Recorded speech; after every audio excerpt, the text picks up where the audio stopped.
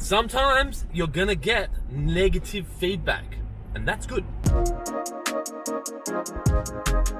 Good morning, legends, and welcome to episode number 41, I think, of In the Car with Clint. We've just had a long weekend here in South Australia because we needed another day off.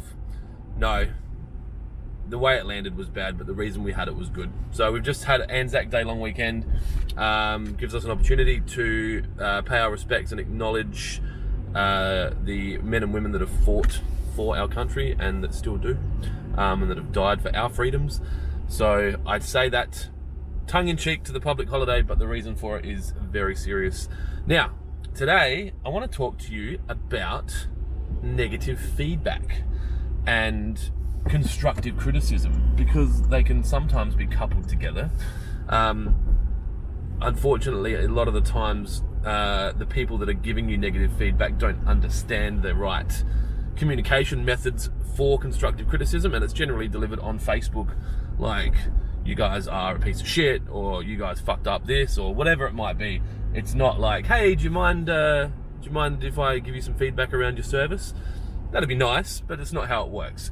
So unfortunately, when that happens, the natural reaction from someone, say me, is to turn around and be like, no way, man, they're an idiot. That's not right. Like, we couldn't have done that. I know my team.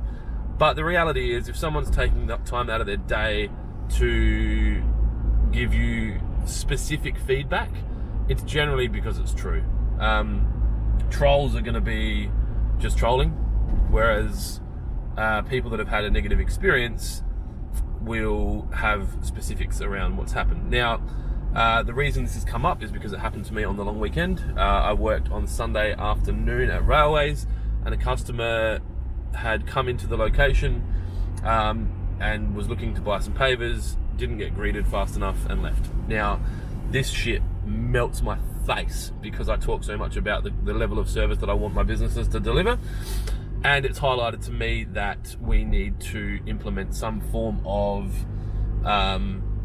a better system, because we've got such a physically large location. There's not going to be people sitting in the paving area waiting to offer service. So we either need a doorbell or a siren or a flag or a flashing light or video cameras pointing at the display, or a sign that says this area is not frequented by sales staff, and should you require assistance, either ring the shop or head over to this location.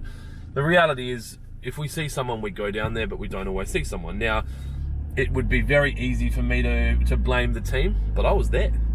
So, it's not a case that people were sitting around doing nothing. If anything, I was.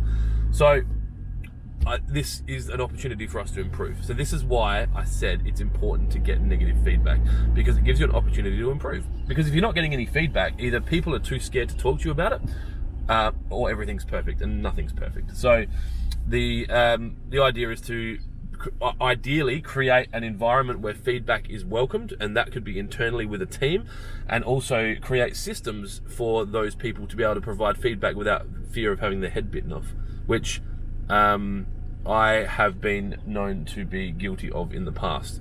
So I'm working on that, all right? So yeah, that's it. Basically, create a system and create an environment where people feel comfortable to give you feedback around things, and then listen to that feedback and then make some decisions around it. Now, this specific example that we've had, I will now contact the manager of the location, Mr. Luke Edmonds, and have a chat with him about what we can do. His automatic reaction will be, no, we serve everyone. And I'll be like, well, you don't, because I didn't, so you can't, and I'm awesome, and so if I can't, then you can't. So, and then we'll implement something. We'll put some signs up, and we'll try and reduce the chances of someone not getting served. Because when you run a business, you need money to pay shit. And if you don't serve your customers, it's very unlikely you're going to get the money. Pretty simple economics. So that's it. Thanks for joining me for In the Car with Clint 41 or 42. I'm not sure. Don't let the perfect be the enemy of the good. We've talked about that already, guys. If you're in Adelaide today, strap in for what looks to be an unbelievable week. If you are watching this real time and you are based in Adelaide and you are a customer of WaterPro, we are having our grand opening at WaterPro Dry Creek on Friday between 7 and 5. Breakfast, lunch, and maybe beers, maybe as in maybe like definitely beers. So come past, have a look at our new distribution center, warehouse, Lawn Hub manufacturing facility, my office, ridiculous amounts of off-street parking, and lots of good food, and door prizes out the wazoo.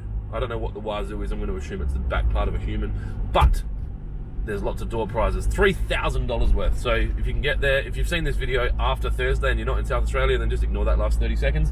Be kind to each other, and I will chat to you tomorrow morning for another episode of In the Car with Clint. See ya.